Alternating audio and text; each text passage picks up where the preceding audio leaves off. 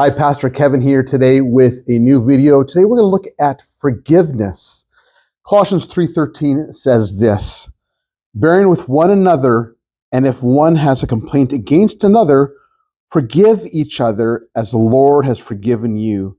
So you also must forgive. Forgiveness is a very important topic. It's something that's very important for us to understand what forgiveness is and what it isn't. So what is forgiveness?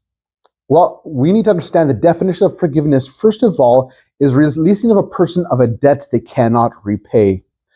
A person can never really repay you for wrong they've done. They can maybe pay you in some ways in funds or given something back, but they truly cannot pay back what's owed based on what wrong they've done against you.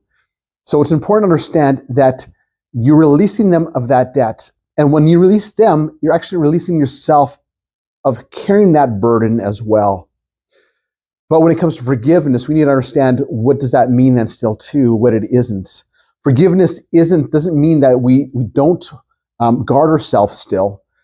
Forgiveness releases them of the debt, but also opens the opportunity for a person to want to come back and make things right with you.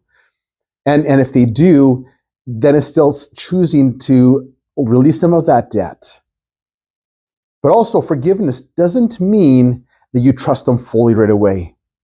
Forgiveness means, yes, you open the door for them to build trust with you again, but that doesn't mean you give full trust right off the bat.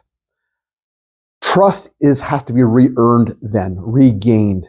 And yes, give opportunities for the person to make things right with you and to rebuild that trust, but it doesn't mean that it's going to be the same as it was before. Because they've hurt you, they've done wrong, and it doesn't mean that you're holding it against them. It just means that there needs to be trust reestablished.